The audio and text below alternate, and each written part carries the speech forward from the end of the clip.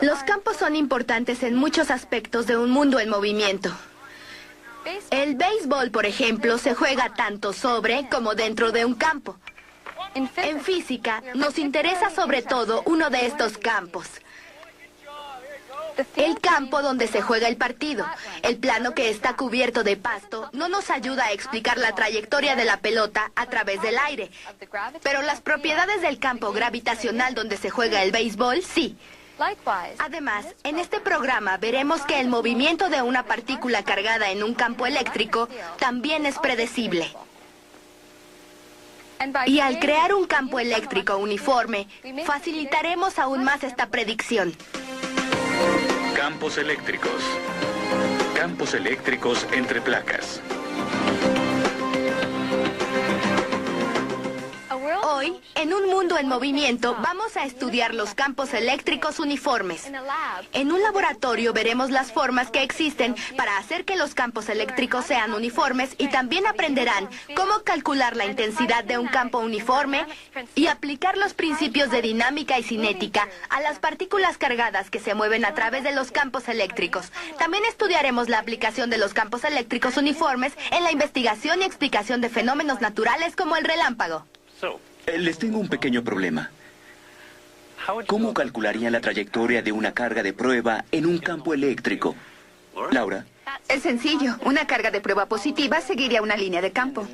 Y una negativa también, solo que en la dirección opuesta. Eso es cierto si parte del reposo.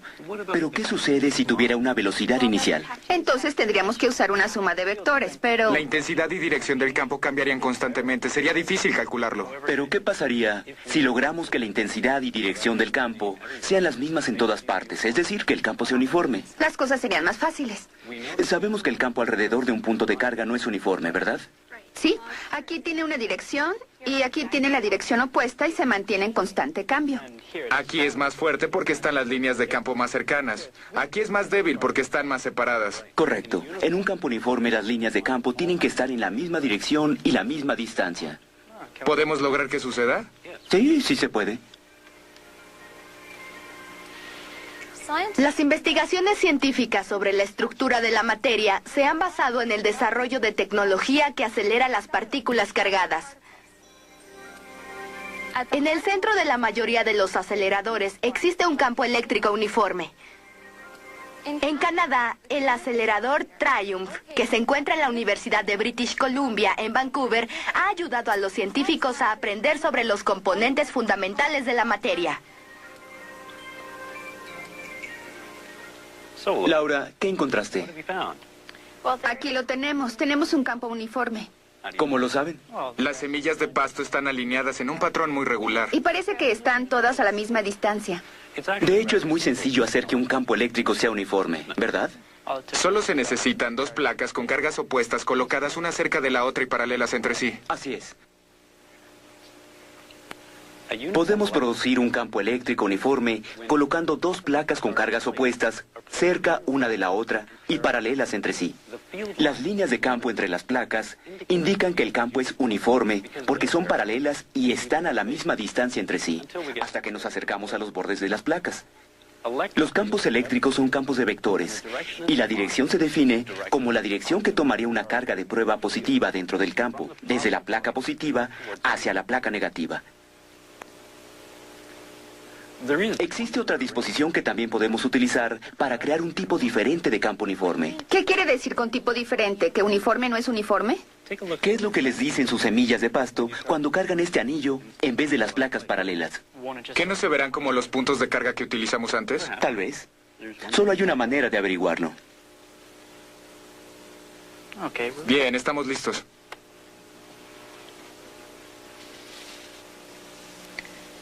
¿Qué sucede?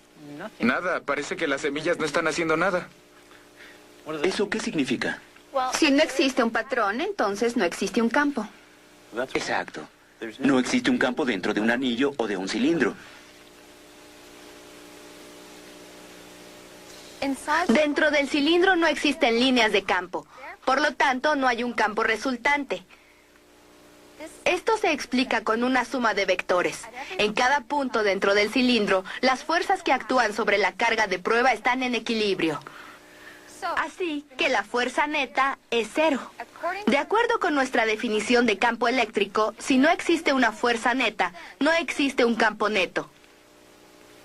Dentro del cilindro, el campo uniforme es un campo nulo. Las líneas de campo indican la dirección en la que una carga se mueve en el campo. ¿Qué es lo que indican las líneas equipotenciales? Las líneas equipotenciales muestran la posición donde el potencial eléctrico es igual. Y la energía eléctrica es la energía que tiene una carga debido a su posición en un campo eléctrico. Tienes razón. Ahora investiguemos cómo el potencial eléctrico cambia entre placas paralelas. El potencial eléctrico es el trabajo necesario para que una unidad de carga pase de un punto de referencia a otra posición dentro de un campo eléctrico. El potencial eléctrico se mide en voltios. Ahora vamos a utilizar tinta de alta conducción y papel. Vamos a dibujar un par de líneas paralelas y las conectamos a una fuente de energía. Para que actúen como las placas paralelas. Así es. ¿Quisieran hacer alguna predicción antes de empezar? La energía del potencial gravitacional aumenta con la distancia a la superficie de la Tierra. Así que con un campo eléctrico uniforme, mientras mayor sea la distancia del punto de referencia, mayor será el potencial eléctrico. Es una hipótesis congruente. ¿Y cuál es el punto de referencia? Es verdad. La placa negativa va a ser nuestro punto de referencia.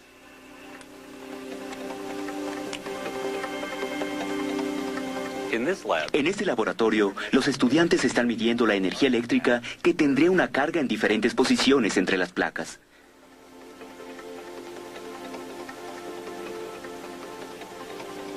Las posiciones que tienen el mismo potencial eléctrico se conectan con líneas que se llaman líneas equipotenciales. Parece que tienen un patrón bastante claro. Sí, y parece muy sencillo. Si dibujamos las líneas equipotenciales, son igual que las placas paralelas.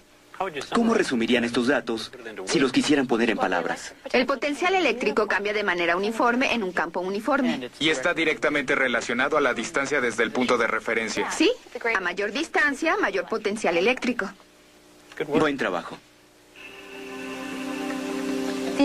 El potencial eléctrico cambia uniformemente en un campo eléctrico uniforme. Si decidimos que la placa negativa sea la posición de referencia y colocamos una carga de prueba positiva en esta placa, veremos que el potencial eléctrico es cero. Para mover la carga de prueba en la dirección opuesta a las líneas del campo, se requiere hacer un trabajo sobre la carga. Así que la carga de prueba se aleja de la placa negativa y aumenta su energía eléctrica. Esto se explica a través de la ley de conservación de energía. El trabajo realizado para mover la carga es igual al incremento de potencial eléctrico. ¿Qué es el Triumph y cómo es que la Universidad de Alberta está relacionada con él? El Triumph Red es un acelerador de partículas y la universidad es una de las universidades relacionadas con ese acelerador de partículas. La base del Triumph es el ciclotrón más grande del mundo. El ciclotrón es una forma de acelerador de partículas. ¿Por qué utilizamos ese acelerador de partículas? Lo usamos para acelerar partículas a energías muy altas y así poder azotarlas contra la materia para analizar la naturaleza de la misma. De hecho, mientras más alta es la energía, más profundamente podremos penetrar en la materia. Pero ¿cómo se aceleran y controlan estas partículas cargadas? En realidad es muy sencillo. El ciclotrón esencialmente dos electrodos en D que hacen que las partículas cargadas se muevan en un círculo. El círculo se determina por el campo magnético que atraviesa el plano de los electrones en D. Imaginémonos que un haz de partículas cargadas se emite en medio y que empieza a moverse en un círculo, ya que este círculo está determinado por el campo magnético. A medida que la partícula atraviesa esta brecha, se dispone de tal manera que existe un potencial de aceleración. Este acelera la partícula a través de la brecha. Ahora la partícula tiene una mayor energía y empieza a moverse en una órbita más grande, y cuando atraviesa la siguiente brecha vuelve a disponerse de tal manera que le da más energía. Y así una y otra vez hasta que la partícula empieza a moverse en espiral con cada aumento de energía, hasta que por fin es emitida en una línea de haz de partículas y sigue así hasta que este haz de partículas se estrella contra la materia que estamos estudiando. En el acelerador Triumph, las líneas equipotenciales se parecen mucho a las líneas que Laura y Jason encontraron en el laboratorio. Como ya vimos, las líneas de campo siempre son perpendiculares a estas líneas equipotenciales. Las líneas de campo indican cómo se mueve la carga eléctrica en el campo. ¿Qué creen que podría afectar la intensidad de un campo eléctrico entre las placas paralelas? La diferencia de potencial entre ellas, estoy segura. Y no estoy tan seguro. Bien, desarrollemos la ecuación de la intensidad de un campo eléctrico uniforme y veamos cuáles son las variables que contiene. Empezamos con la intensidad del campo eléctrico, que es igual a la fuerza dividida entre la carga. Sabemos que el cambio en la energía es igual a la fuerza multiplicada por la distancia. Despejamos la fuerza, que es igual al cambio de energía dividido entre la distancia. Como tal vez recuerden, el potencial eléctrico es igual al cambio de energía dividido entre la carga. Para despejar, multiplicamos ambos lados por Q y los dividimos entre V. Vemos que la carga Q es igual al cambio de energía dividido entre el voltaje. Ya están listos para sustituir los valores en la ecuación de intensidad del campo. Sí, sustituimos la fuerza. Tenemos cambio de energía dividido entre distancia. Y sustituyendo la carga, tenemos cambio de energía dividido entre el voltaje. Muy bien. Ahora lo único que tienen que hacer es simplificar. Invertimos y multiplicamos por la fracción inferior. Nos dará que el cambio de energía dividido entre la distancia multiplicada por el voltaje dividido entre el cambio de energía. Y podemos cancelar el cambio de energía. Entonces la intensidad del campo eléctrico es igual al voltaje en las placas dividido entre la distancia entre ellas. Bien hecho. ¿Qué variables son importantes en la intensidad del campo? Yo tenía razón en cuanto al voltaje entre las placas. Y la ecuación implica que la distancia entre las dos placas también es un factor.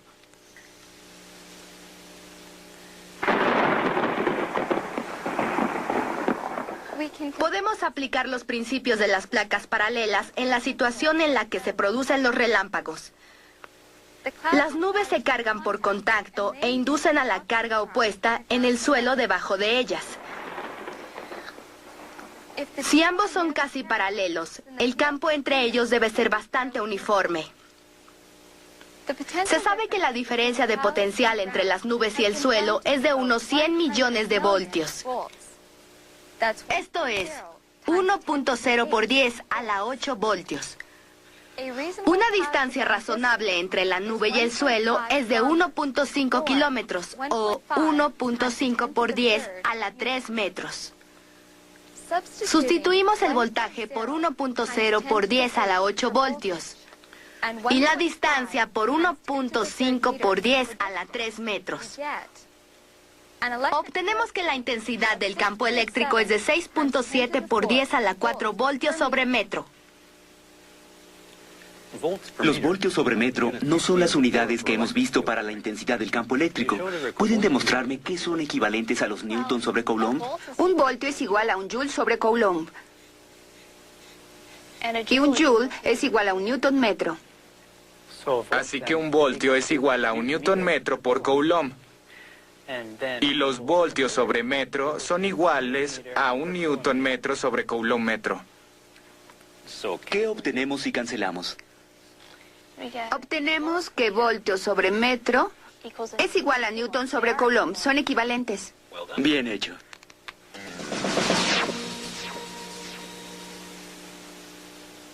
La velocidad final de la partícula básica que estamos acelerando es aproximadamente el 75% de la velocidad de la luz. Sabemos que la velocidad de la luz es 3 por 10 a la 8 metros por segundo, así que se mueve bastante rápido. Pero a esa velocidad, ¿cómo hacen para evitar que las partículas se separen y choquen contra el acelerador? De hecho, las partículas salen del acelerador. Para sacarlas, las hacemos llegar al reverso de una delgada hoja de metal, en donde se separan, y la partícula básica acelerada, como está separada, termina con una carga opuesta. Esa partícula cargada sale del acelerador a través de la línea de la